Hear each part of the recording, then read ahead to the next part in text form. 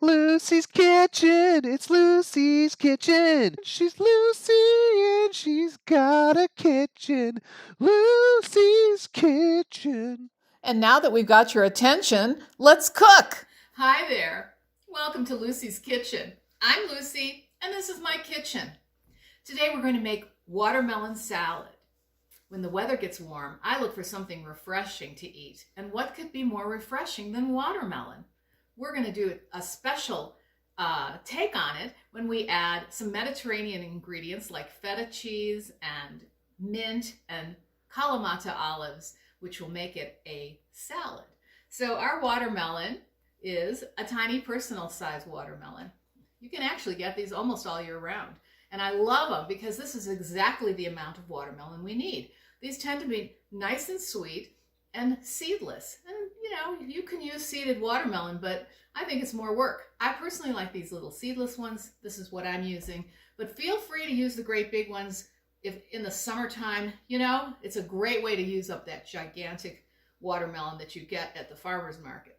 We're going to also add some cucumber. Well, cucumber and watermelon, does that really work? Sure it does. They're in the same family. They're both melons. A lot of people don't realize that a cucumber is actually a fruit. And when you combine these fruits from the different kinds of melons, watermelon, and apparently this is a melon. There's even something called a curcumelon or cucamelon. When you combine them, they actually really work well together. And this is going to be a beautiful combination of sweet, savory, salty. It's going to have everything going for it. So we're going to use an English cucumber. I like them because they don't have watery middles. If you're wondering what an English cucumber is, it's the cucumber you usually see in the store wrapped in plastic. I know, sometimes you think, really?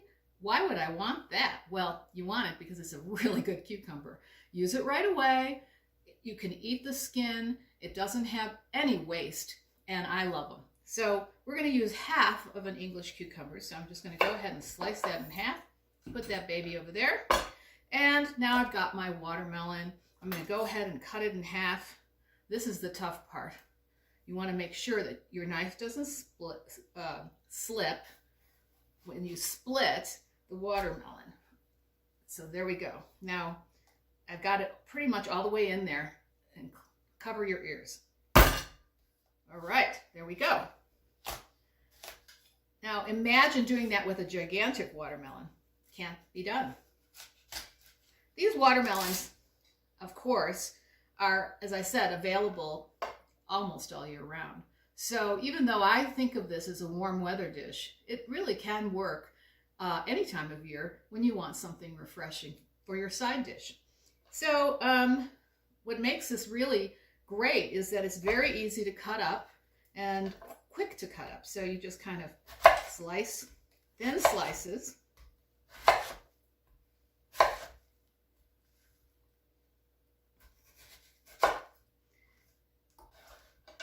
And we take our little knife and just peel the peel off. So really, this is the easiest way to do it, just kind of like that. And then you have your perfect piece of watermelon, which we are then going to dice. So I'll just peel a couple of these, show you how to do it.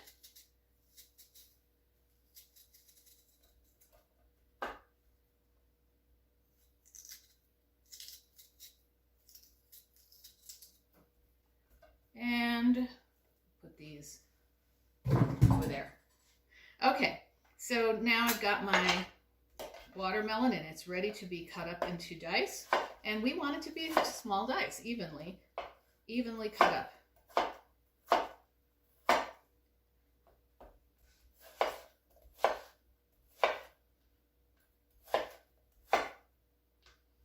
And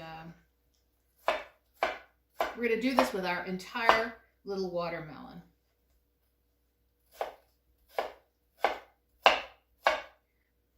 Once we have it all done, we'll take our watermelon pieces and just place them directly into the serving platter. No muss, no fuss, not too many extra dishes.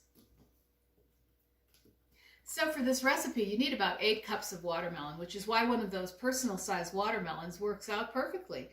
You probably noticed that when I was peeling it, a little bit of the rind stayed behind. It's up to you whether you want to trim that off. I would taste it. The rind in watermelon can be bitter or it can be sweet. And again, this isn't the hard part. It's just a little bit of the white part. I don't think it's a big deal, so I'm leaving it in, but that's entirely up to you. And we are almost done. And you can see how quick this goes. If you had a little help in the kitchen, it might go even quicker. But then I think some people might be tasting on the side. So use your judgment.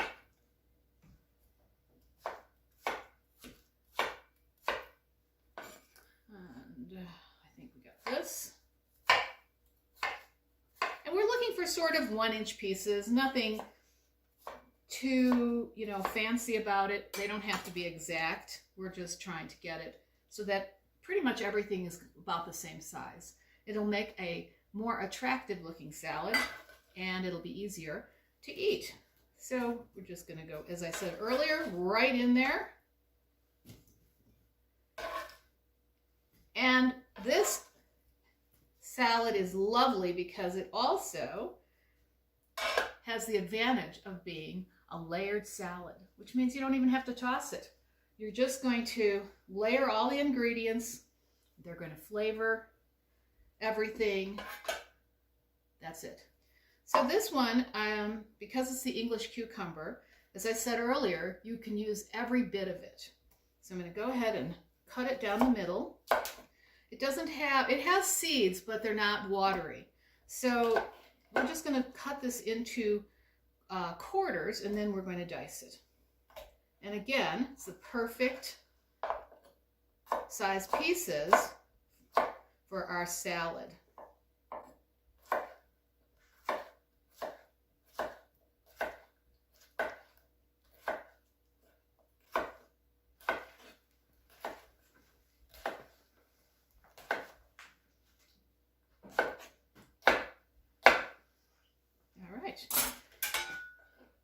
Take our bench scraper and sprinkle this evenly over the top. Oops. And now, it depends on you. You might want to add a little bit more, a little bit less, depending on your own flavor preferences.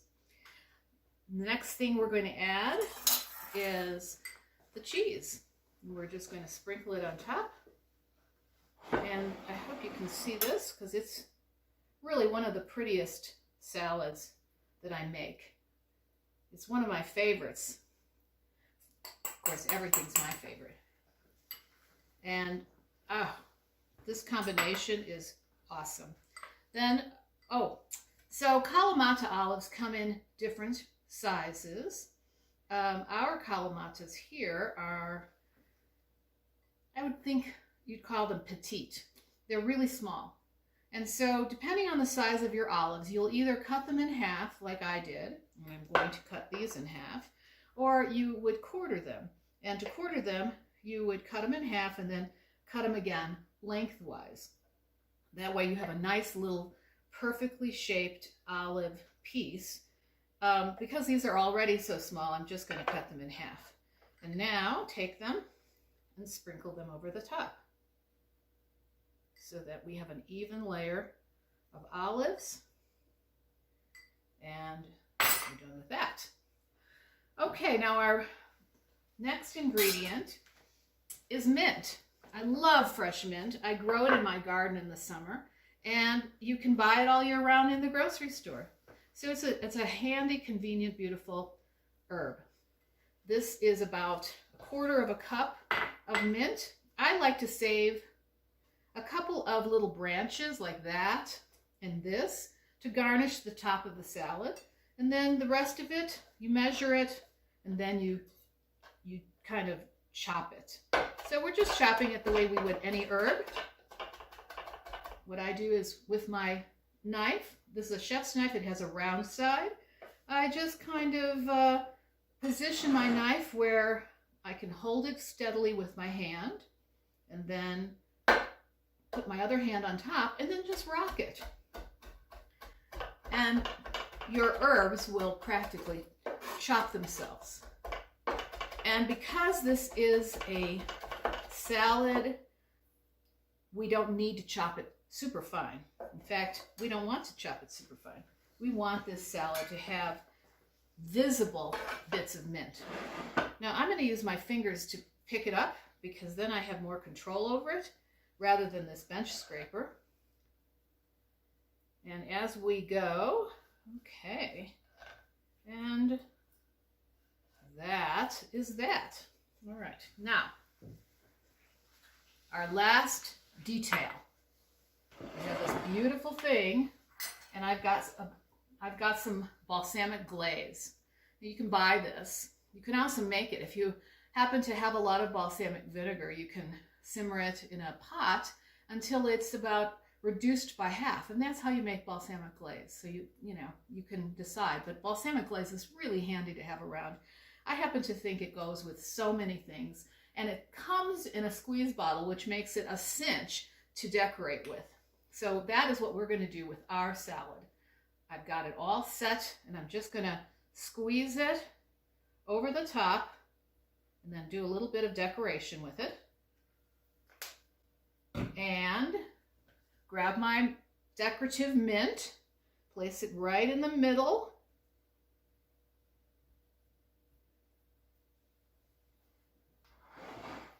And we're done. That was super easy, right? Isn't this beautiful? Gorgeous to look at, delicious to eat. And now the best part, we get to eat it. I can't wait to try it. Oh my gosh. So watermelon, cheese, olive, mint. Oh, yum. This is great. You're going to want to serve this to all your friends, maybe even your family. Definitely take it to a picnic. It's great. You want to make it all summer long like I do, and I don't think you'll be sorry that you learned how to make this. Well, that's it for today. Thank you so much for joining us here at Lucy's Kitchen. Don't forget to like and subscribe, and come back next time when we share more delicious recipes from my kitchen to yours.